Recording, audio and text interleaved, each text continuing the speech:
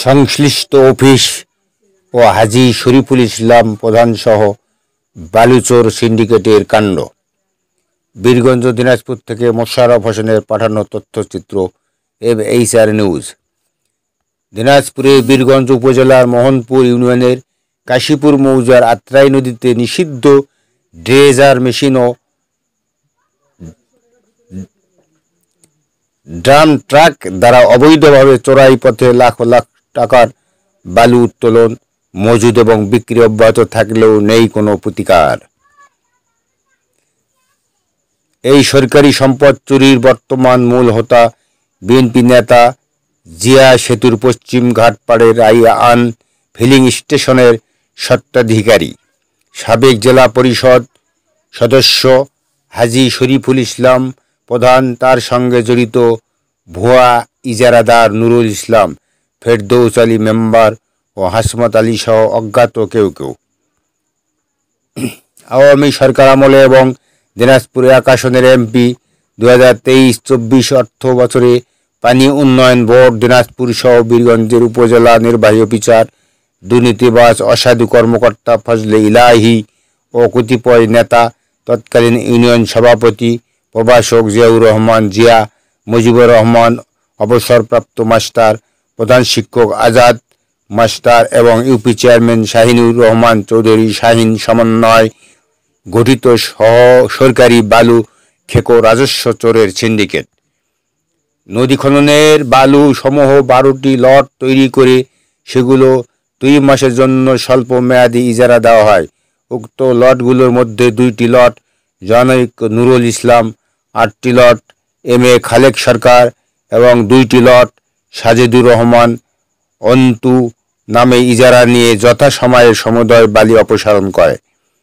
কিন্তু সাবেক MP ও তার অনুসারীরা প্রভাব বিস্তার সহ নিয়মিত ঘুষ বাণিজ্যের মাধ্যমে ইউএনও ফজলে ইলাহিকে মোটা অঙ্ক মাসোয়ারা দিয়ে আত্রাই নদীর কাশীপুরে অবৈধ বালু উত্তোলন অব্যাহত রাখে।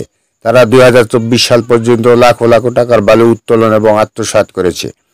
সরকার পতন তথা প্রেক্ষাপট পরিবর্তনের সময় অবৈধ বালি উত্তোলন সাময়িক বন্ধ ছিল। পরে কাশীপুর বালুঘাট দখলে নেয় ভুয়া ইজারাদার সাবেক MP গোপাল ভক্ত নুরুলের মাধ্যমে বিএনপি নেতা হাজী শরীফুল ইসলাম প্রধানসহ তার সাঙ্গপাঙ্গরা। সেখানে এখনও অবৈধ বালি মাটি উত্তোলন চলছে। দীর্ঘদিন অবৈধ বালি উত্তোলন, বিক্রি এবং আত্মসাতের পর এখন তারা প্রতি রাতে কাশীপুর জামে মসজিদের সামনে, রাস্তার ধারে, চৌধুরীহাট টেকনিক্যাল কলেজের পাশে, মসজিদ হাজির জমিতে এবং নদীর পাড় সহ বিভিন্ন স্থানে লাখ লাখ CFT ঘনফুট বালি সকলের জ্ঞাতসারে মজুত করছে। বর্ষাকালে স্টক বালি অধিক মূল্যে বিক্রয় করবে। প্রায় 70 থেকে 80 লাখ টাকার বালি ইতিমধ্যে মজুত করা হয়েছে বলে নাম প্রকাশে অনিচ্ছুক অনেকের ধারণা। ভুয়া ইজারাদার নুরুল ইসলাম রাতের আধারে অবৈধভাবে বালি মজুদের বিষয়টি স্বীকার করেছে।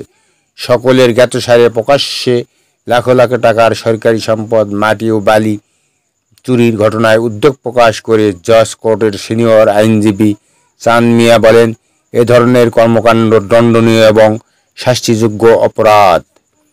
উপজেলা প্রশাসন আইন প্রয়োগের মাধ্যমে সরকারের রাজস্ব চুরির এই সিন্ডিকেটকে আইনের আওতায় এনে মজুতকৃত বালুগুলি বাজেয়াপ্ত করে সরকারের কোষাগারে নিতে পারেন বাধাহীনভাবে।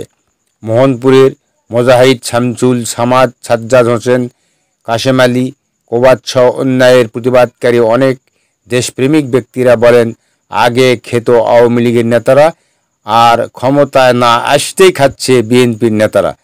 চুটিয়ে ঘুষ বাণিজ্য করছে আমলারা। তীব্র নিন্দা জানিয়ে প্রতিকার দেখতে চায় সচেতন মহল।